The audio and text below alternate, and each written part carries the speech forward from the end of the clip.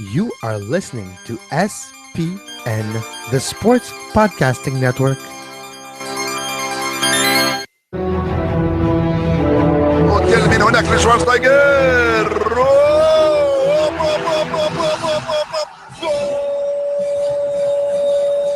Va a pegarle Ronaldinho Gaucho. Ya lo hace. Pierna derecha, directo al arco. ¡Golazo! ¡Golazo! ¡Golazo!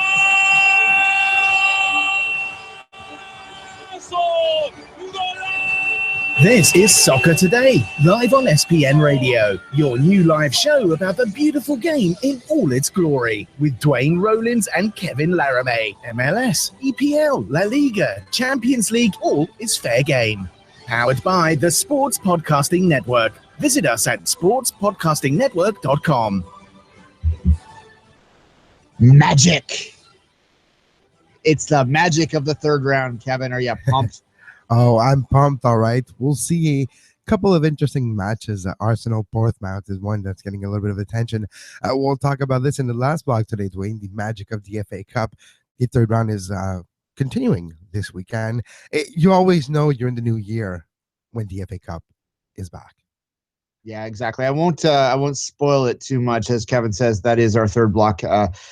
The topic, I can't talk today, situation today. So that's certainly something we're going to talk about. But before we do all of that, Kevin, there is some other. Well, I'll ask you how you're doing before we get into this very difficult topic, Kevin. Are you okay? I'm doing all right. I'm doing okay. Throat is giving me some soreness this morning. But if you're looking at the couple rumors you were going to talk about, it's never dull covering the Montreal Impact in the off season or during the season. And another January to be talked about for maybe decades now. Apparently, there's a rumor going on that was reported. Well, it's been a few rumors, to be honest. San Lorenzo and Boca Juniors over the last few weeks have been reported to give formal transfer option to Montreal to get Nacho Piatti to take over Tevez in Boca. You know, and Nacho Piatti has always said, no, I'll be back. I got a contract in 2017. But you never know in the world of soccer. Guess what? You never know. Now the rumors are getting stronger that Boca Juniors have offered $10 million to the Montreal Impact for Nacho Piatti. And apparently today in Miami, maybe Joey Saputo will meet with Nacho Piatti's agent and Nacho Piatti to negotiate his exit. Those are all rumors. They're all coming from Argentina. Ron Arango is reporting those rumors as well. So we will have more details. But here's a question, Duane. $10 million. Mm-hmm. Is that price worth it? It's when it starts to be double digits in Major League Soccer, you kind of have to think about it. Yes, I hear you. When you're talking about a guy like Piatti, you don't ever want a player that doesn't want to be there too. And when a player is answering questions of, are you coming back next year with, well, I have a contract. Oh, no, it was more like, I want to be there. To be fair, it wasn't just like I have a contract. It's like I have a contract, but I want to be there. That's where I want to be. Yeah. But things change quickly. Yeah, well, yeah. If you're getting offered more money, if you have an opportunity, I mean, they're all professionals, right? Like it's a business, and they understand that, and they're they're independent contractors in a business, and they're going to go where they're needed and where they're wanted, and they're happy wherever they are and where they're needed and wanted. So I'm sure that is. But when I hear the contract, to get back to that main point, it reminds me of a situation last year in Montreal, which did ultimately resolve itself in that player coming back. And of course, I'm talking about, who am I talking about, Kevin? Didier Drogba. But the difference is here, $10 million. Nobody was offering $10 million to the Impact for Didier Drogba. It was Chelsea wanting to have him as a coach. And you know what? Kind of glad that fell through, because look at Chelsea. Yes, I know, Dele Alli this week, but before that, Chelsea was on an amazing run. So good for Chelsea for not pulling that trigger. Now, this trigger. Should the Impact say yes or no? That's my question. If you have an answer, let me know on social media at Kevin Laramee on Facebook. Should the Montreal Impact consider $10 million for Nacho Piatti? Is it actually maybe a blessing with the arrival of Zamali this June, apparently, and Kone? Panagiotis Kone from Udinese, the Greek international. So, if those two players come with Montreal this year, maybe you should think about $10 million, because, well, if you were going to move on from Piatti after this year, maybe you should do it now with $10 million more. Yeah, well, it would certainly, and 10 million is a lot of money to look at for sure. An MLS transfer that's very high. Now, Well, some caveats on that for those that may not know exactly how the transfers work in Major League Soccer. The Impact would not be able to spend all 10 million of that. They wouldn't even get all 10 million of that. But 2/3 of the transfer would be available to them.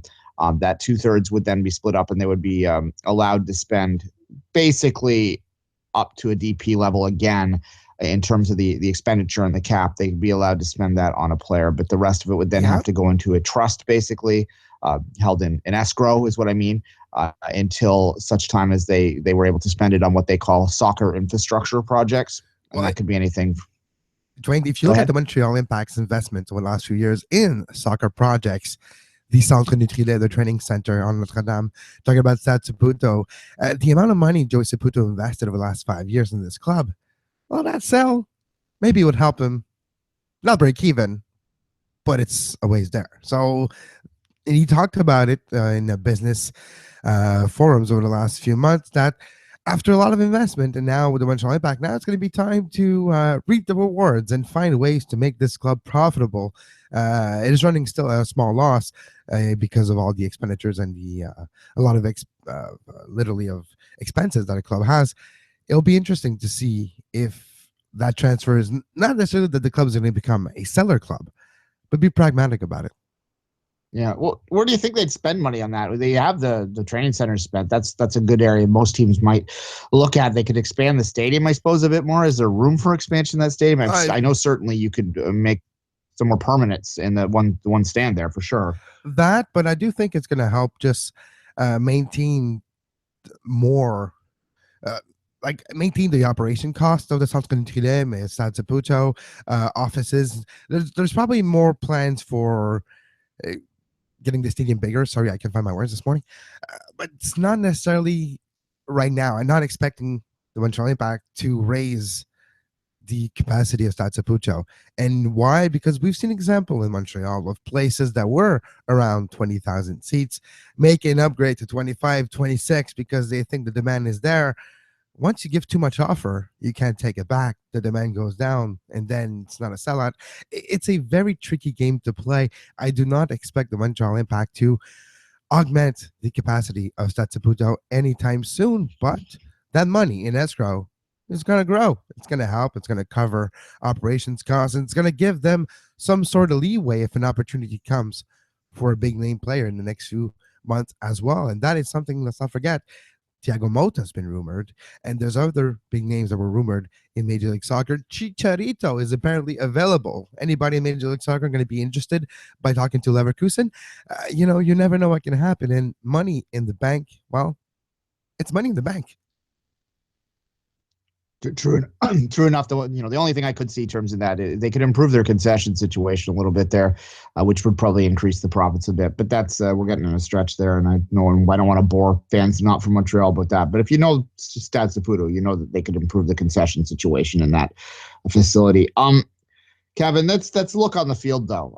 Let's assume for a second that Piatti is gone. What does that mean? And we don't know right now who he'll be replaced with. You spoke to some names there, but putting that aside, just take Piatti out of that lineup and tell me what that would mean for 2017. Well, it's your best player that's not there. It's your spark. It's where the magic is created. We're talking about if there is a departure of Nacho Piatti, talking about majority of your creating chances out.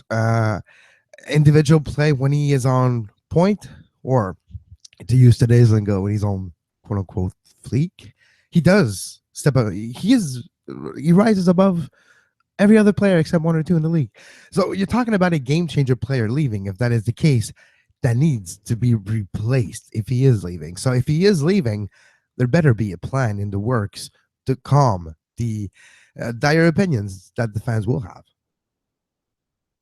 Yeah, well, and the reaction if he were to leave and there was no initial announcement coming back in with the player in, and it would be unlikely that would happen. I mean, if he's sold, if that meeting's taking place today, the window's opening soon, so I could assume that basically he would be sold pretty quickly. The reaction within Montreal probably be pretty swift. Would it be anywhere close to the sort of reaction that we saw last year when the Drogba rumors started to swirl? Has he reached that point of understanding within the fan base, or would it be a little more subdued and a little more contained within the soccer bubble, do you think? I think it would be a little more contained, but in reality, it's a lot bigger than last January. You're talking about your best player, your franchise player, your DP that gives you a chance to win every single time he plays for you. That's how big it is. So for me, it's Wayne Gretzky getting traded. It's Patrick Roy getting traded. If Nacho Piatti leaves, sorry for using hockey analogies, it's Ronaldinho leaving the club. That's what it is for the Montreal Impact if Piatti leaves. And even though it's not getting the coverage that it should get right now, if Nacho Piatti leaves, this is a big blow for the roster immediately. It can be fixed a few days after. But when and if it happens, it'll be a tough pill to swallow for the fans. Would you need to adjust the formation a little bit, the tactics a little bit if Piatti was out there? Oh, I mean, yeah, obviously, even if you brought someone else in, do you think you need to adjust things? If you bring someone else in, like a Zamali Kone, you have to adjust to their strength. Piatti, over the few years he's been in Montreal, he was used in a classic 10 position, but lately, and when he had his biggest success, he was drifted to the left, literally like a left attacking midfielder, and being able to use his right foot, curl it around defenders, cross in and out, make great plays, 1-on-1, 1-on-3, wins it, gets in a position, scores.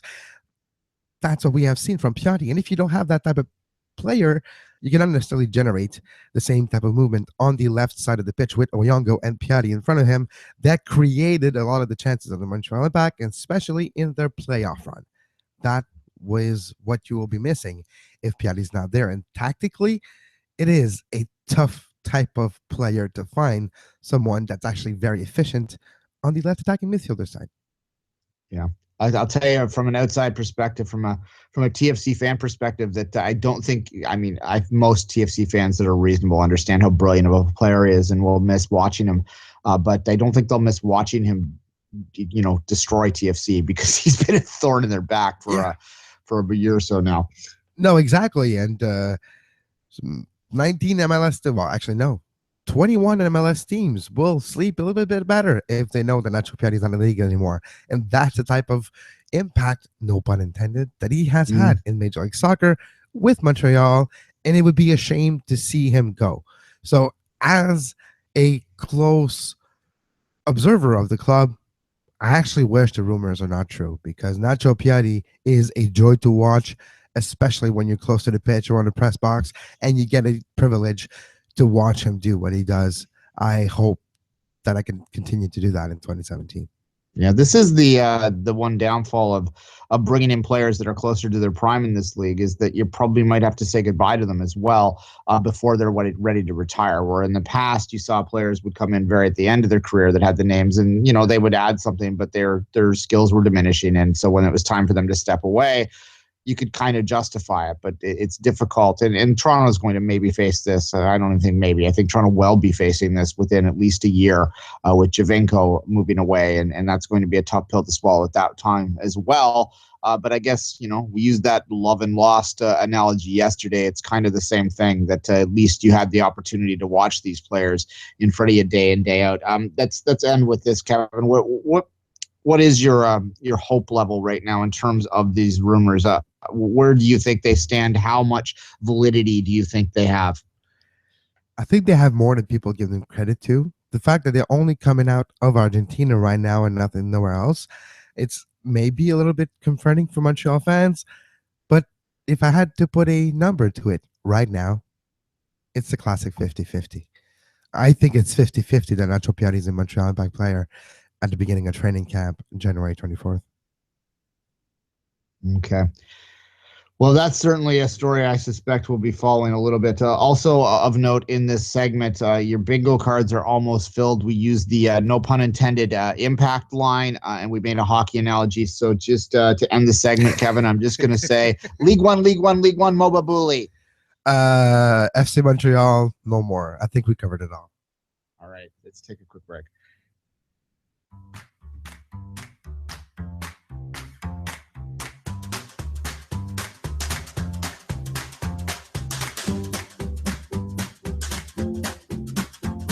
You are listening to Soccer Today, live on SPN Radio.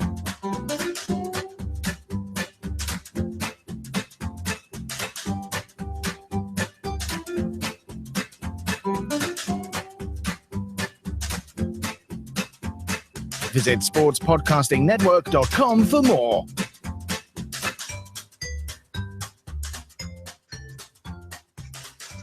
Some interesting stuff coming out today on the USL in the D2 sanctioning thing that's going on down in the USSF thing.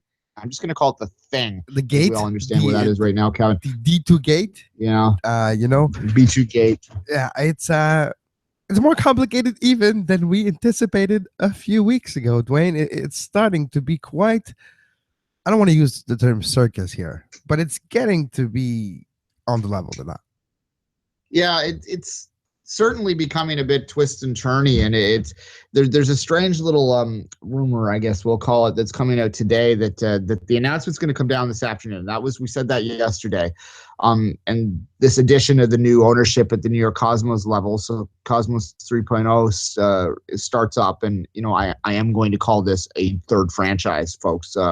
I suspect that they will. The narrative and the spin will be that it's the continuation of the previous one, but it's a little hard to think that way when they released everyone and fired everyone and sort of folded up shop. But at any rate, the New York Cosmos 3.0 will start up, which will allow NASL to maintain itself. And I believe that this constant delay has been to allow NASL to figure out a way to get to some base level that the USSF could spin and say, oh, okay, that's D2 still, because what we're hearing is that Major League Soccer, MLS, is maybe the biggest opponent to USL getting its D2 sanctioning. And this is very interesting on a lot of different levels if that is the case, because sorry, Kevin, jump in. I was just going to say it's because right now in USL, you do have some MLS 2 sides. You have some quote-unquote reserve academy teams of Major League Soccer teams playing in the USL and affiliate.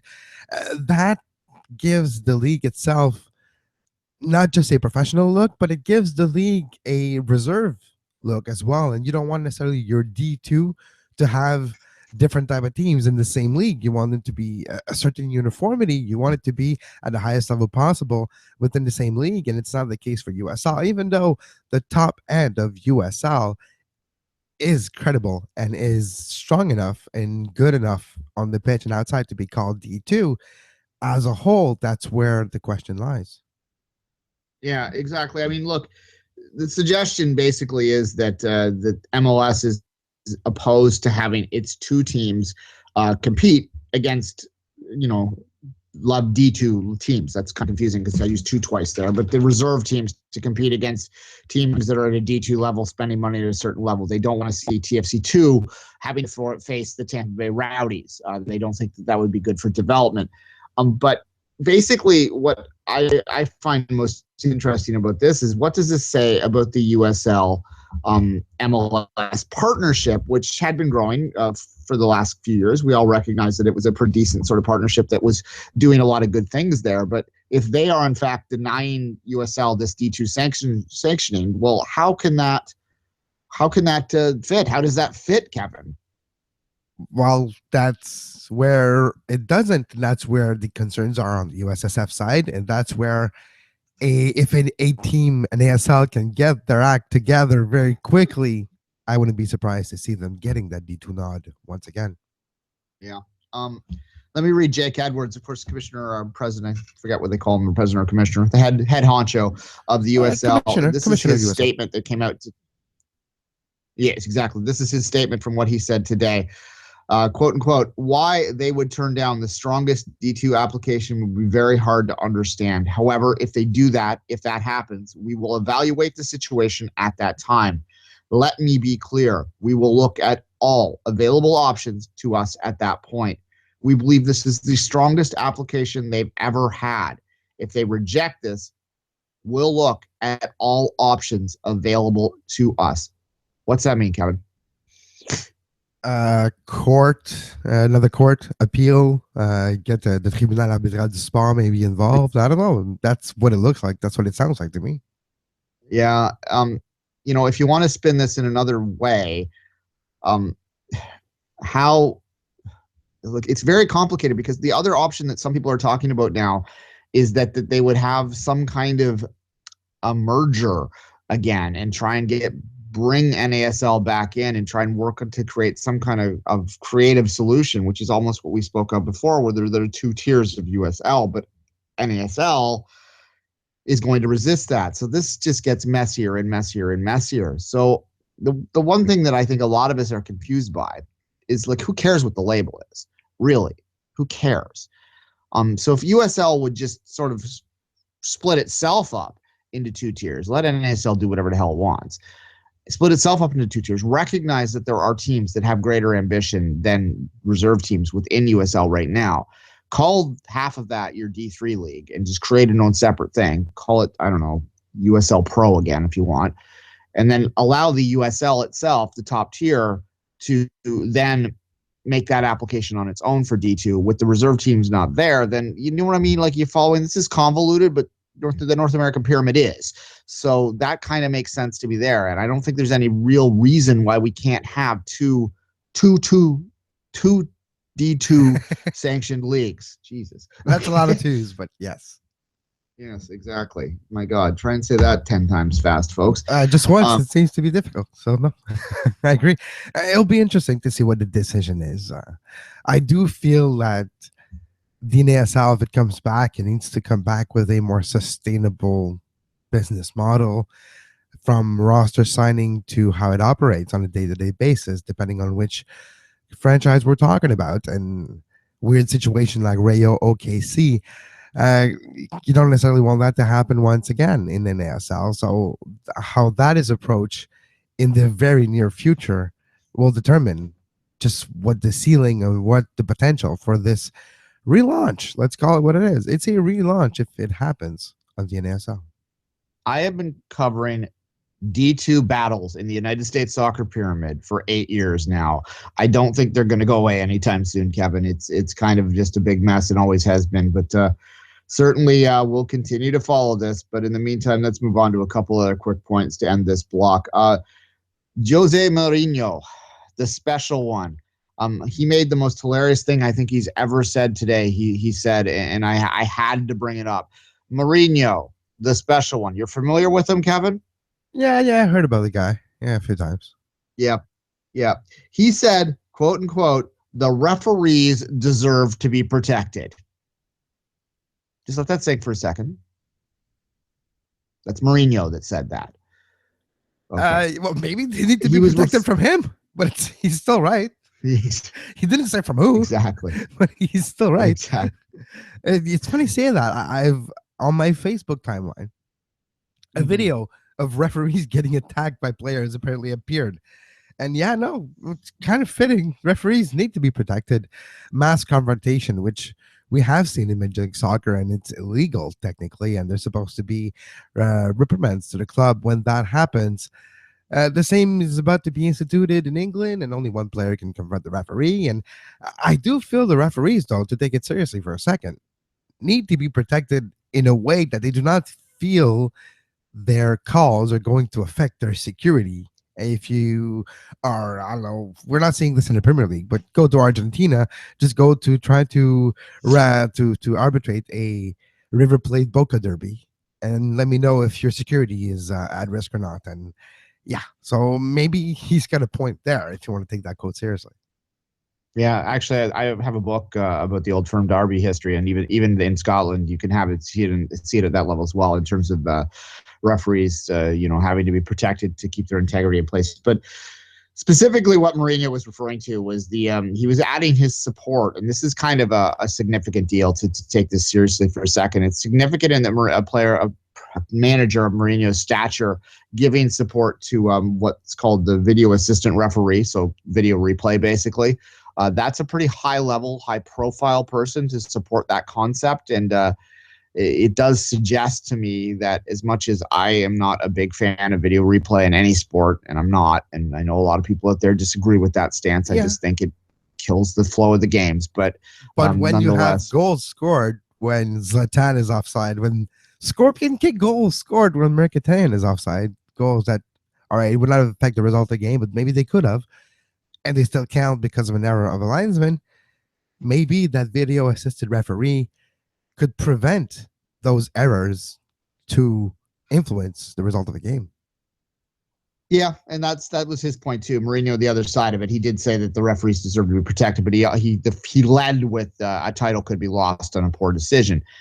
Look, I just have trouble with this desire to have absolute perfection within sports. I know that maybe in some ideal world we should, but I go back to, like, what's one of the greatest stories in the history of the game is the hand of God, and that was an illegal play that would have been called back by a referee's decision. And would that have been better if that had not been in the history of this game? Well, it would have been if you're English, but nonetheless, it's certainly part of the lore, and mistakes get made, and they're part of everything. But with the theory with the multiverse theory somewhere in another dimension, Maradona's goal wasn't good, and maybe the world is different now because of it.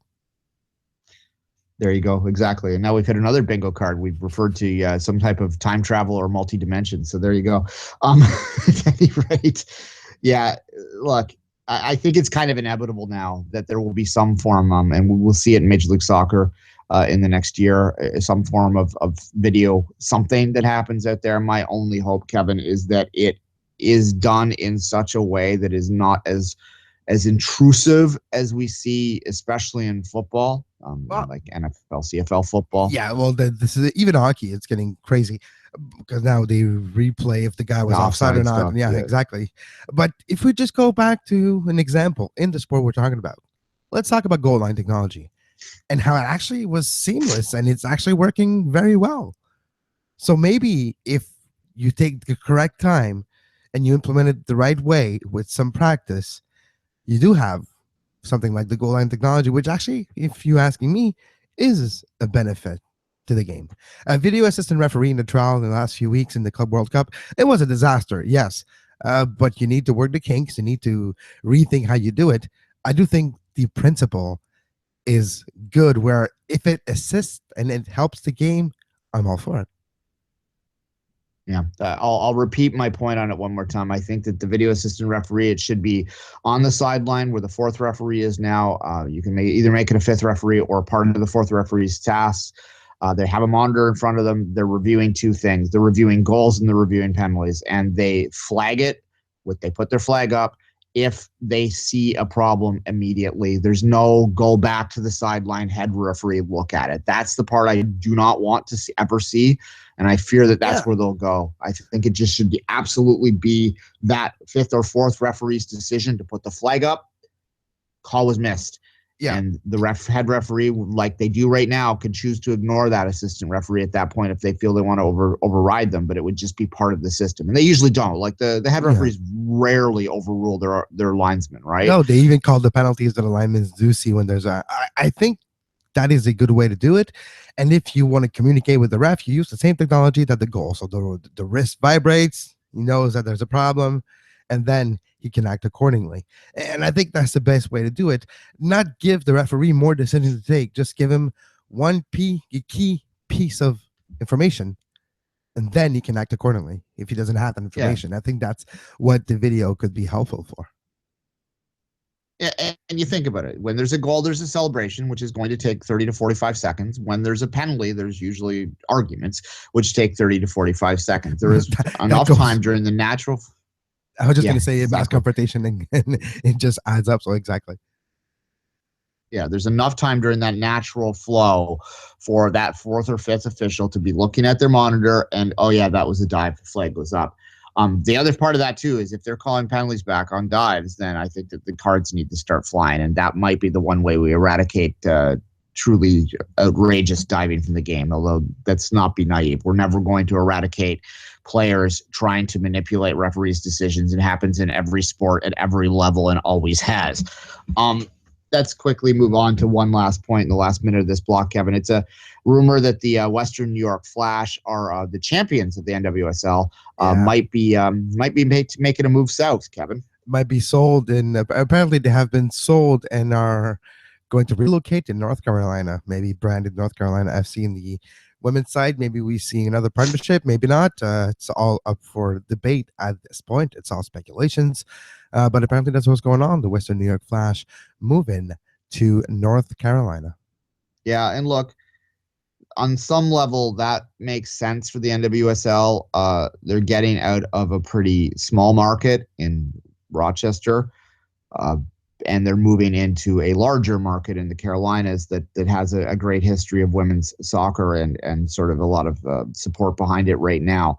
And just a good history of soccer, period. And now with the rebranding of the Royal Hawks to North Carolina FC, and they're a year in the NPSL this year with eyes on MLS in the future.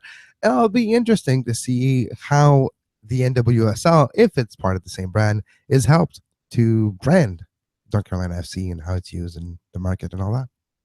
Yeah, it just to speak to Rochester for a while, it would be kind of sad because that is a small market, but it is a market that has supported the game at a lot of levels for a long time. If they were to lose the women's team, I think that would be unfortunate. The Western New York Flash branding, that was a club that emerged in sort of the bleak years between the last league, which I forget the acronym right now, and NWSL. It did well in that time. It was one of the top clubs at that time. I believe it was the last champion before the NWSL season. So, it's got some success, and it'd be unfortunate to lose them. But also, it's kind of a weird situation. They don't have a great, that stadium has problems, as we've talked about before on our USL branded shows during the season. So unfortunate, but maybe just that's the state of North American game, man. And they move teams when stuff's not working out, and this might be what happens, and it might be allow them to attract a better level of player, because that's the other thing too. If you look at, they were the champions, and all full credit to them, but they did that sort of piecing together a roster using like an island of misfit toys approach, as opposed to bringing stars in there, because no one wanted to go play in Rochester, Kevin. All right, let's take a break.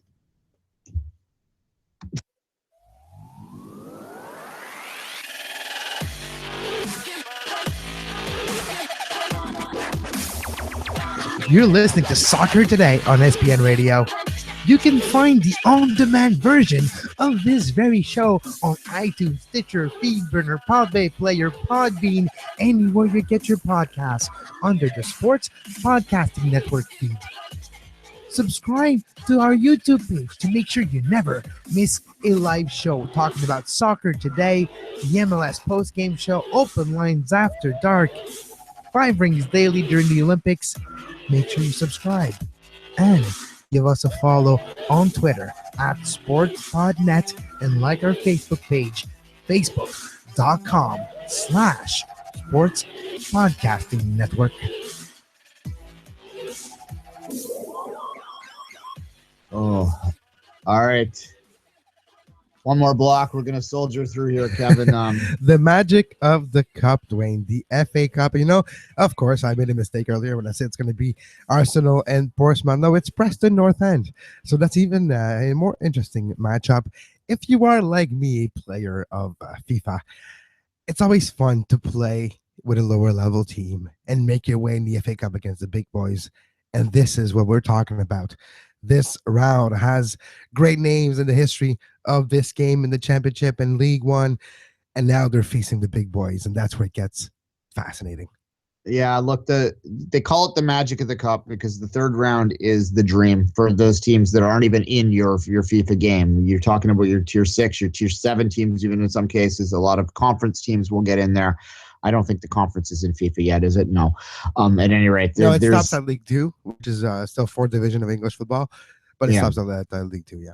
Yeah. So the fifth tier is the conference, and it's not in the FIFA yet. But at any rate, what I'm saying is that is what the magic is about. Is it gives those opportunities, those true community clubs, sometimes semi-pro clubs. You get your plumbers that are out playing. I don't mean plumbers like they're a plumber in the way they play. I mean they're a plumber in the way that they fix the way they go to work Monday to Friday as a plumber. Yes. Yeah, that they get out there and try and compete against a Manchester United, and there is something magical about that. There's no, as a North American, speaking of this, it is a very special competition in the sense that we can't even comprehend it in a North American sense. It would be like your men's rec league team getting an opportunity to play the Montreal Canadiens, right? Like it would be a dream for these guys, and you can imagine why. Like in an actual competitive game. Yeah, no, it's crazy.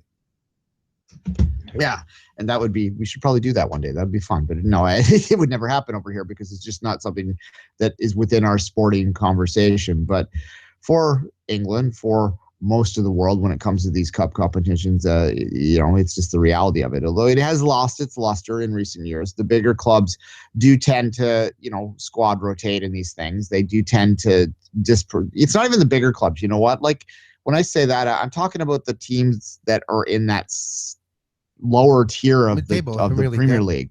The Stokes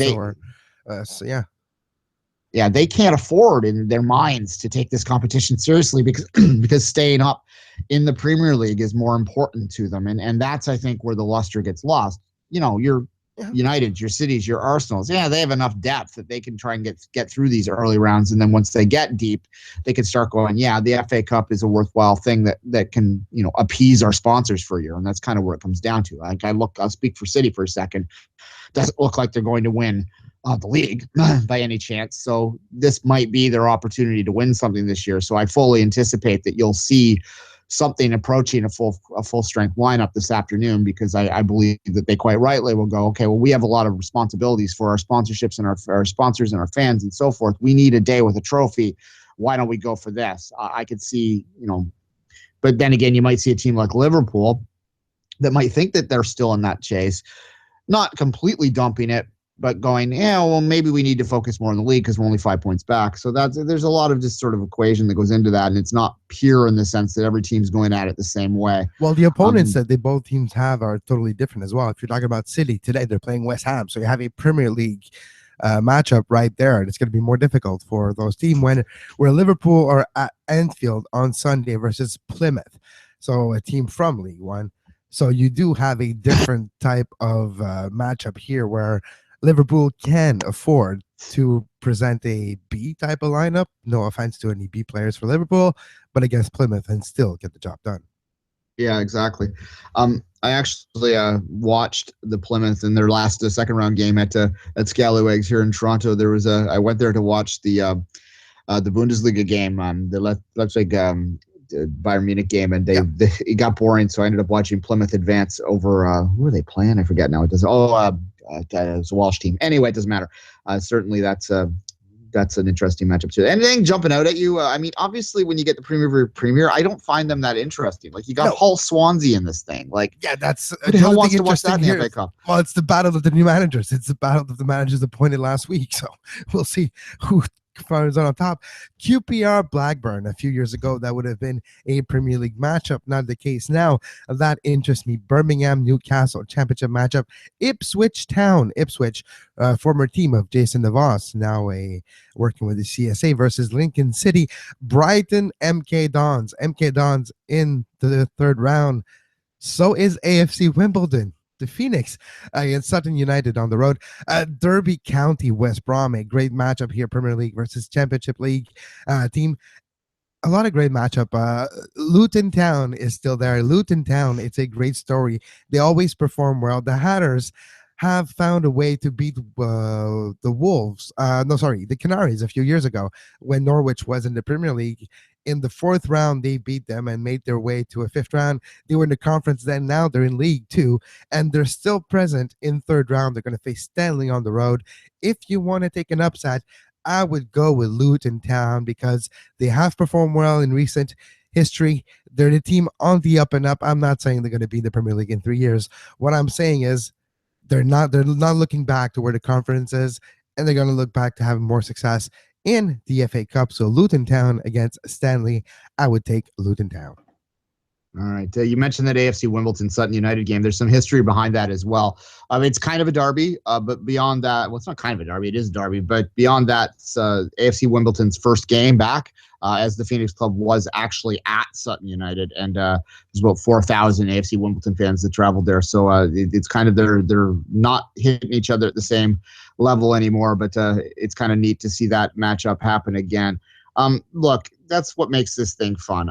City West Ham is this afternoon. It will launch it off. I mean, if I'm done work by then, I'll probably watch a bit of it, but it's not necessarily going to grab me in a way other than the partisanship there that any game would. I don't like to see those all Premier League games, and we'll see. I like a game like, you look at United Reading. That's fascinating to me because Reading's a team that potentially could knock off United at a stage like this, because when you're United, you have to balance that.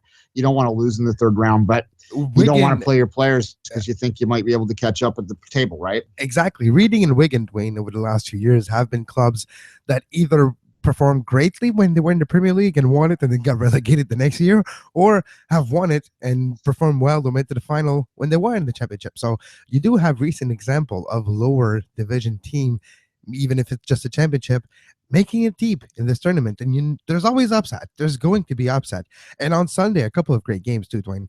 Borough versus Sheffield Wednesday, a classic game of the old time of the English football history. Tottenham, Aston Villa measuring itself against a Premier League team after being relegated last year. Interesting as well. And Cambridge, Leeds United, a battle of the Uniteds on Monday. Always interesting matchup with teams and players. You always discover new players. I love that part of the FA Cup too. Players from a smaller side goes on a run, creates a lot of buzz, gets signed by a bigger club, becomes a star. It's a story that we have seen happen time and time again. Yeah. Spurs Villa is interesting to me on some weird level, just to see where Villa is right now. I haven't had much opportunity to watch the Championship this year, to see them play a stand up against a Premier League team. Villa, such a historical team that it just still, it's weird to think that they're not in the Premier League. Cambridge Leeds, as you mentioned, I always like watching Leeds in these FA Cups events to see if they can get a big draw. Even though they've been down for so long, it still seems wrong that Leeds is where they're at, but it's increasingly becoming clear that maybe this is what Leeds is now. Oh, maybe Leeds is close to being back, though. We'll see this season if they can pull it off. They were close to it earlier this year, to the top of the Championship table. But it's tough now. Look, you have teams like Newcastle in the Championship. I think we should pay closer attention to the Championship maybe sometime next week, just to see where it all stands for the promotion battle for the next few months. But no, a fascinating team in the Championship with a high level of players that are, yes, more English based, and that's where maybe you get your future Wilshire, your future Dele Alli is in the Championship. All right, and my final game here, I'll mention just to give a little nod to the memory of my Uncle Bruce, who passed away last year, who was a massive Bristol City fan. Half of my family that is English, so a quarter of my mother's side is from Bristol, and they're Bristol City fans. They're playing Fleetwood this day. So win that one for Bruce there, guys. Well, yeah, he would, wherever he is, he'll be watching it, I'm sure. Kevin, any final thoughts in the day before I rest my voice for a while? Well, did you see that Barcelona lost yesterday in the Copa del Rey? But it's a home and away situation, so even though they lost 2-1 on the road, they probably will get the job done on the other side. So Bilbao is not necessarily looking that strong, even though they got the first 2-1 win in the beginning. Exactly. All right, as always, Kevin, I'm going to let you say goodbye. Until next week, Monday, for the next edition of Soccer Today, the magic of the FA Cup this weekend. And until then, have a great soccer. You were listening to SPN, the Sports Podcasting Network. Visit us, sportspodcastingnetwork.com.